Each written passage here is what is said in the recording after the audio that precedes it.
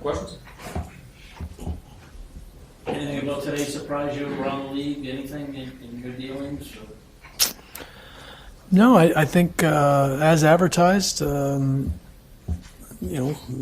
teams aggressive, some teams patient. It's always the interview period is I think has created a dramatic twist in terms of how business is done. Teams, people visit. There's a lot of conversations going on, and then you're trying to find the right fit individually for players as well for your own team. So it's an interesting week. Is the offer sheet noteworthy? Just seeing one of those for an RFA. I think I'll leave that up to the two general managers that seem to be volleying things back and forth. It's not. I don't think it's catching anybody off guard because it's a mechanism that exists that will continue. I think to play a factor as teams go forward. Player supply is what it is. So it's when teams get situations for cap, I think dictates that some teams will be aggressive in that way. Does it that will affect you at all? Pardon me? You think that will affect you at all when it comes to Brandon? I think it affects every team, one way or the other from a planning perspective. I think I've been out in front of the fact that we've been accounting for any situation. We're not under the gun. There's a few interesting UFAs still out there. Do you think you're done with this particular class for this year? For right now, I think we are. I've been in touch with teams that, if you're going to start to make player transactions, it may change that. But I don't know. I can't dictate when the players that are currently available will sign. So I would suspect that we're out. But you never say never because the phone's been ringing and having conversations. Why do you think usually things move rather quickly on day one? Why do you think Johansson isn't signed to this point, whether it's here or somewhere else? Well, Marcus is the only one that Mark and his representatives are the only one that speak for that. I won't speculate on what opportunities he has. Marcus indicated that this was a good fit for him, and maybe that's what he's combing through now as to what's best for him and his family. But he has to be the one to comment on that. Considering, just going back to your RFAs, what you have right now signed, and then what you have coming in the future next year as well, whether it's RFA or UFA, did that make this free agency period any more challenging than some you've had since you've been GM? Well, you're always trying to look, really year, 2, 3, 4, 5 years out and try and map those things out. But this trade deadline also affected some of those plans. Charlie Coyle's, you can look at it like an acquisition for us, for next year and possibly going forward. So I think you have to react accordingly. Was that a cap hit that we planned for at a particular time? No. So those all have cause and effect. I've been patient, in terms of where we're looking going forward. We've always said that we're going to introduce newer players. We committed to it, and then we'd like to keep them. We'd like to continue to develop and see them grow with us as impactful players. And I think we've had several of those that are starting to come along those same lines. You have to prepare for that. Was it going to Stanley Cup Final to Game 7 that didn't tempt you to maybe veer away at all? I can't wind back the clock. That season's over with. It was a terrific run. You don't take anything away from the players. We fell one game short, and I still think we have a really good core coming back. I've said all along we need to infuse internal competition, bring in some players that can fill some gaps and holes. We lost a couple of good players. So, but I also want excitement generated as a result of some of the players that should recognize opportunity. And I think I've been consistent in that, especially with some of our core players that were taxed. And going forward, that we have to be careful in the early part. How difficult is it to hold the line on a guy like Noel that you obviously like? The outside effect, like it's a small gap that you might not have you might have been able to bridge, but it's just not wise. Well, again, in reference to Noel, he's part of another club, so I'm not going to really speak about, speak in general when you have good people and good players that you'd like to to keep. That's a difficult exercise when you really value what players bring to the table. I think we did a pretty good job last year in recognizing some players that would come in and do a good job, and they did do that. Nordy and Wags are good examples of that, and hopefully we continue to do that, as well as develop players. Whether it's Anton Bleed, who might be able to step into a particular role that other players have left, and so there's vacancy there. I think you have to do both. I think you have to identify it league-wide and address it, but I think you also have to develop it, and hopefully the players in behind it, can do it, can fill those holes. Could you have kept him at that same money? Did you want to not pay that much? I think there's always a breaking point, and we got to a point where I felt that we needed to head in a different direction. And do you have an offer to give in? No. You do not? No. I know you said Richie, Good. is Richie, I mean, if you look at some of his stats, I mean, is he a potential novel kind of guy? Yes, certainly from size, right shot, physicality. Scored 16 goals 2 years ago, so obviously, he had a little higher shooting percentage that year than he did the next 2 years. Do we expect him to reach that? We hope we do. We'll put him back in some situations that, he's played for 3 different coaches in the last 3 years.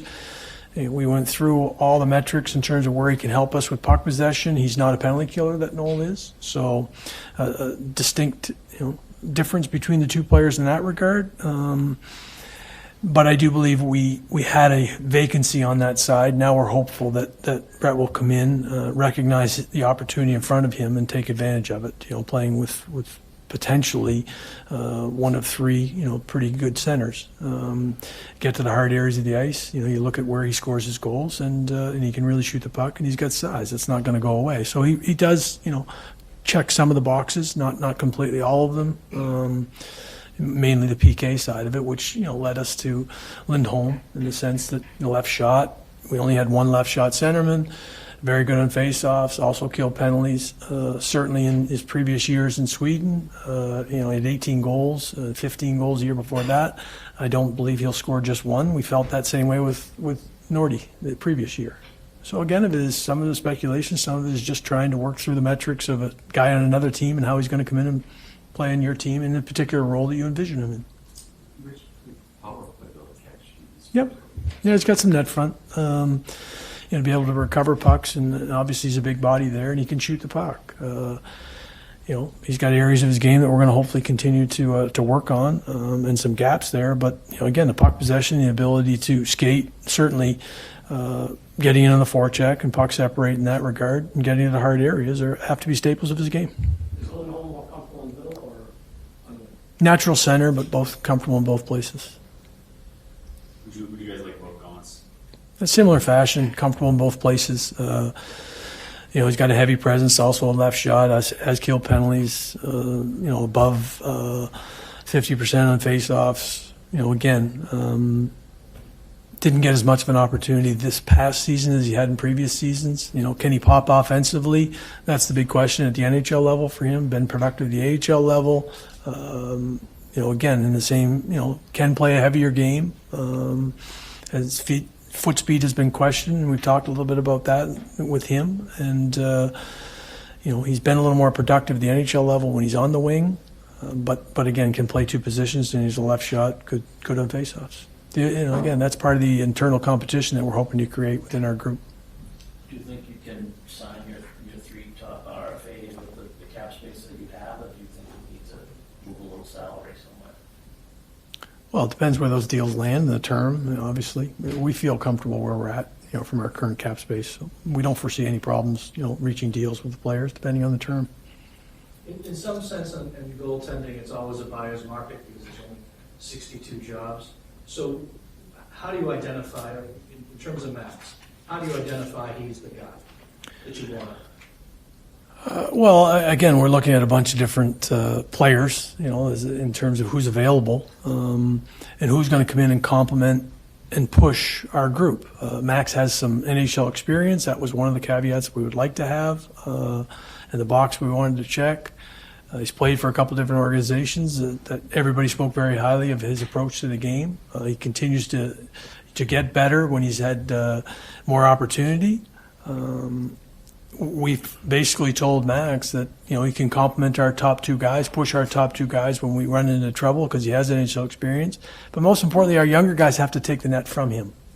He's been in situations where he's been the go-to guy with a couple of different clubs in the American Hockey League, and our younger goaltenders need to understand they will have opportunity, but they have to take the net from a guy who has it, without being blocked out, obviously. Who are you curious that will emerge to fill some of what Marcus brought for you in this amount of time? There's some left, power play. I think Dan Heinen, it depends which side we play him on. If you think whether Carson or Senishin, whoever, Brett Ritchie, obviously guys that are right shot. If we play lefty-righty and move Danton over, I think fits into that same ilk of player. Creative-wise, Marcus wasn't a shoot-first guy either, and Danton's not. We'd like him to shoot with a little more volume if we can. We'll see where Anders Bjork comes back online. We'll see where Peter Solaric does. I think we have, as I referenced, some guys internally. Paul Carey's another guy that's played a lot of games in the National Hockey League with the skill set. You never know where guys are going to come back at and simulate with. I mean, Paul being able to play with Charlie Coyle, let's see where it goes. I'm not rubber stamping any of that, but I do believe we have enough depth, which is an area that I think showed up in this year's team that was very valuable. And hopefully we've recognized that we've addressed some of that when we couldn't go, fishing in the deepest of waters. Has anything changed with Backus since you talked to us a few weeks ago on as far as him being here and stuff? With regards to... Have you explored him going? Has he given you his trade list? Yeah, we have his trade list. Yep. Again, not going to talk about which teams I may or may not be discussing with David or any of our other players. It's a possibility. It's on the table that we may, but as of right now, he's a part of our group. And again, we talk about replacing a player and that was pretty effective in the fourth line role. David played very well when he was playing with Sean and Nordy as well. So and there's a physicality piece there. So if he comes back to reclaim that position or higher in the lineup, that's up to David, and I would treat it exactly the way with all of our players in terms of what our expectations are. Any update on his health surgery? He's got nothing right now. He's got, something he's going to have to follow up on. Meaning there might be surgery? Yeah, down the road there could be. He's just taking some time now to allow everything to calm down, making sure. Same thing with, Nordy, obviously with his foot. There's guys that need a little more lag time. And obviously you find out about Char after the fact that he has to have his elbow done. Sometimes those things, they could crop up. And back on the trade list. Unlike when you took this job, you've got some core guys now who are in that area. Guys like Rask, Krejci. Are they obligated automatically to hand you their list, or do you have to ask them to tender? Well, it's in their contract. They have to provide their list. Some years it changes. They have the opportunity to change it. If it doesn't, it stays the same if they don't do it.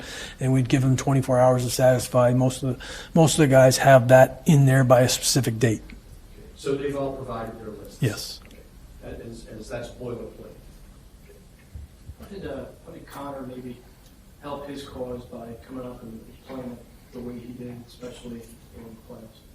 Yeah, Connor did a really good job, and he deserved to play. And in all the situations he did, took advantage of it, provided a lot of depth for our club. Obviously, we missed Kevin Miller, and I think moving forward, we just recognize that there's a lot of value in what Connor brings to the table. And you can slot him in. He was out of the lineup. He go back in and played the exact same way. There's a lot of value there. I think Camphor was a lot of the same regard. We have some injuries coming out of the season that the timeline is not definitive, so I think we had to be covered in that regard. And moving forward, I just think Connor, represents a lot of the same things that we see in, the way Kevin Miller developed, the way, Camphor's been here and provided some insulation and depth. Is it Moore and Miller that there may be questions about how long, as far as timetable, it's just Moore, as far as injury goes? Into next season? Well, Moore and Miller both had surgery, so again, those are ranges in terms of return to play. everything is up to the individual protocol of the player and how well he's got to go through rehab. And, same thing for Zdeno with his elbow. It's all likelihood that they'll be following the timelines, but, you got to make sure. I mean, we thought that originally with Kevin as well. So, there's always nuances, and you have to prepare for every different scenario. You're one of 30 GMs now who haven't put out an offer sheet. So, are you philosophically opposed to them? Because I know some GMs are. They just don't want to go there. They see it as an inflationary play. Would you do it? Yeah, I think every general manager would be lying to you if they said they wouldn't do it. It just depends on the situation, in terms of, back to the question earlier, how you're going to forecast things coming back at you. It's a mechanism that exists, and I think everybody would be lying if they didn't say they wouldn't use it at some point in time if it was the right thing to do. Do you think GMs will get less forgiving of the ones that may do it than they have in the past? I think everybody would say there's, generally what goes around comes around. I don't know. That's you have to ask the individual guys. I can't sit here and tell you I'd know how I'd react, because you don't know how things are going to play out, whether or not the situation, presents itself. There were some guys with more of a track record of scoring than Richie who came in around the same money at this point. So did you think about a top six guy with more experience, top six at that point, or was Richie just, what was it about Richie that was better than? Would you like to give me a name or two that I want to compare it to? If you, rather than, obviously, which way does Peary shoot? Chase on, things like that. It's, 1 to 2 million. I don't know if that's just the price. Again, we just looked for some underlying things that we feel could come in and complement our group, and he checked some of the boxes, knowing that Noel's going out. There was a size, there's a physicality, there's a right shot. He checked a lot of the boxes. Is he ideal in the sense that we know he's going to score 16 goals? No, I can't sit here and tell you he's going to go back to that level because he hasn't in the last 2 years. We just tried to do our due diligence compared to several other players as you referenced, and that was the direction we went. Hopefully we're right. Hopefully he recognizes the opportunity in front of him and he can take full advantage. So if Peary was a red shot, that would be maybe. direction you went. Obviously he's proven he can score goals. So we talked about offer sheets and all that with the RFAs, but do you think the influx of talent in this year's RFA class is increasing trade chatter? I think trade chatter's been, obviously there's been several teams that have executed, so I believe it's been ongoing, regardless of whether or not there's a high level of RFA guys available. I think it's been active. 2 months, 13. You've got a 5-month timeline now here till December 1st on these RFAs. So do you have the luxury here of saying, listen, I'm going to shut down here for a month and just let these simmer, or do you just No, it's through July, August? Yeah, it's a constant dialogue. There's no way to push anybody to the table or pull anybody to the table. It's a matter of some of these things just take time. But you're never out of communication. It's just the wrong approach, in my opinion. There's no line in the sand. There's just got to work to find a deal. What works for both sides. The VC gets moved. He was in the mix here 3 years ago. Did his name come around this time for you? Again, Kevin, I'm well aware of. Hopefully, I'm well aware of my job to make sure who's available, in the trade markets and such, and having those conversations. So, am I surprised that VZ got moved? Nope. Thanks, everybody. All right. Thanks. Appreciate everybody. Have a great 4th. Are we going to have a good quadrant?